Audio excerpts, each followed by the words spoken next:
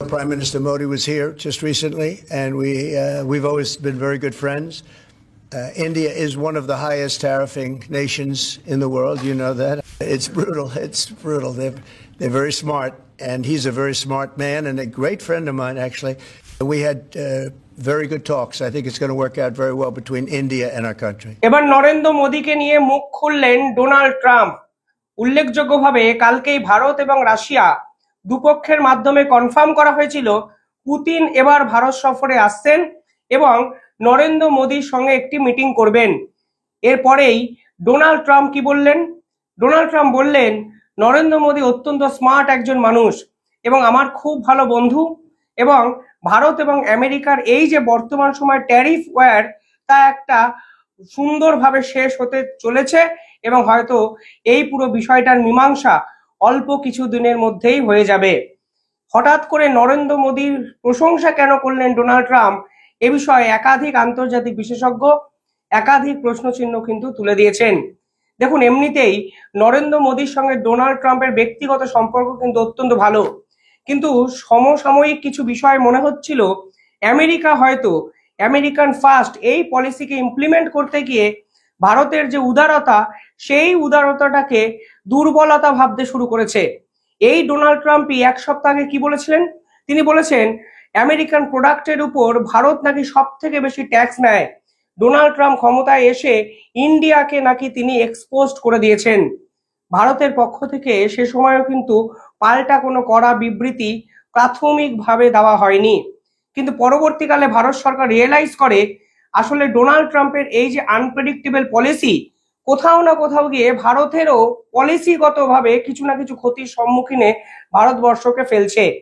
ঠিক সেই জায়গা থেকে ডক্টর জয়শঙ্কর এই পুরো গেমটাকে উল্টে পাল্টে দেওয়ার চেষ্টা কিন্তু করেছেন। কি করেছেন ডক্টর জয়শঙ্কর? আপনারা যদি দেখবেন 5টা এমন কিছু গুরুত্বপূর্ণ পদক্ষেপ ভারতের পক্ষ থেকে এসছে, যাতে ডোনাল্ড ট্রাম্প কার্যত নরেন্দ্র মোদী সম্পর্কে এই ধরনের কথাবার্তা বলতে বাধ্য হলেন এবং ভারতকে সঙ্গে নিয়ে ফের একবার আগের মতো চলার একটা চেষ্টা কিন্তু তিনি করলেন। ডক্টর জয়শঙ্কর সকলের আগে কি করেছেন? চীনের সঙ্গে একটি মিটিং করেছেন।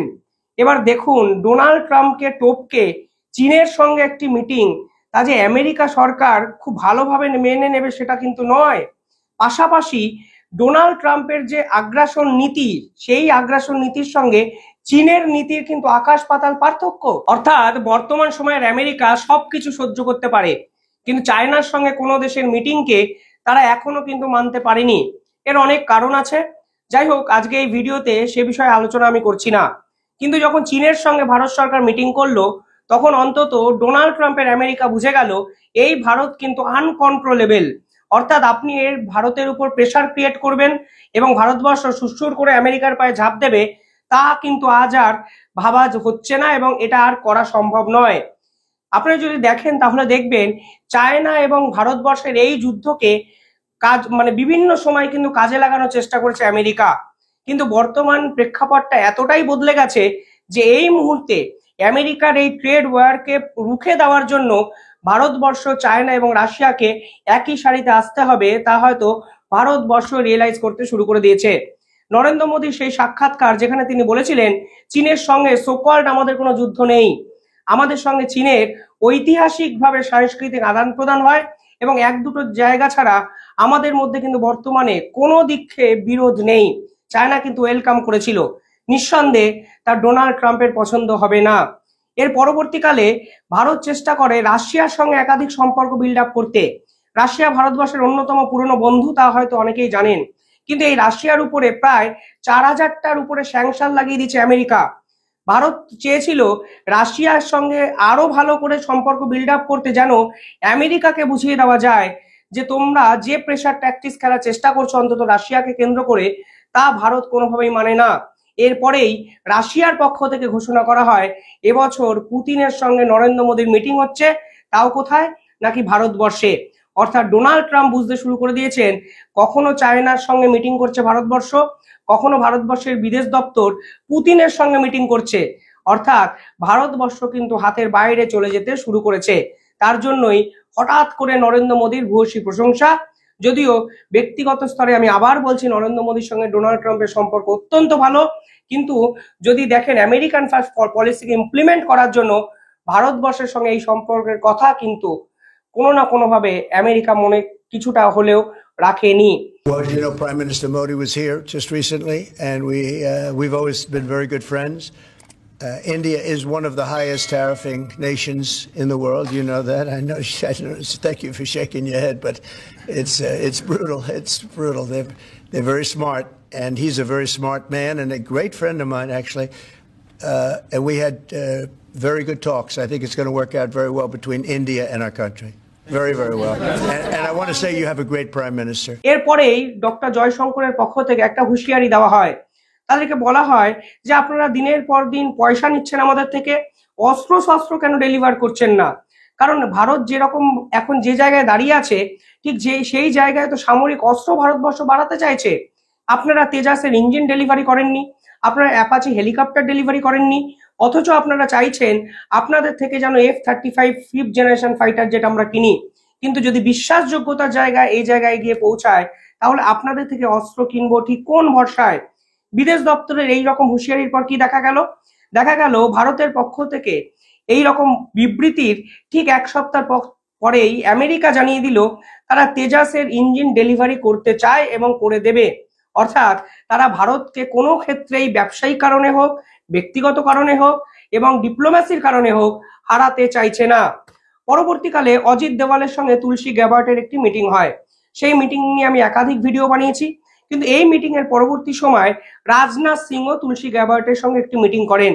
সে সময় রাজনাথ সিং একটি প্রেস মিট করেন। সেখানে তিনি পরিষ্কারভাবে বলেন এবং ভারতের বিদেশ দপ্তরের পক্ষ থেকেও পরিষ্কারভাবে বলা হয় তারা যুগের পর যুগ ওয়েস্টার্ন পলিটিক্সের একাধিক নীতির বিরোধিতা করেছেন। কিছুদিন আগে যদি দেখেন তাহলে দেখবেন ডোনাল্ড ট্রাম্প পাকিস্তানকে F-17 ফাইটার জেট রক্ষণাবেক্ষণের জন্য $397 মিলিয়ন দিয়েছেন। অর্থাৎ আফগানিস্তানের বিরুদ্ধে পাকিস্তানকে ব্যবহার করার জন্য পাকিস্তানকে দিনের পর দিন অস্ত্র সরবরাহ করে যাচ্ছে আমেরিকা। কিন্তু পাকিস্তান কি করছে? পাকিস্তান সেই অস্ত্র পেয়ে ভারতের কাশ্মীর এবং ভারতের বিপক্ষে একাধিক নাশকতামূলক ষড়যন্ত্র করছে। তা কিন্তু সরাসরিভাবে এই প্রথমবারের জন্য ভারত সরকার বলেছে যে কিসের জন্য পাকিস্তানকে আপনারা অস্ত্র তুলে দিচ্ছেন।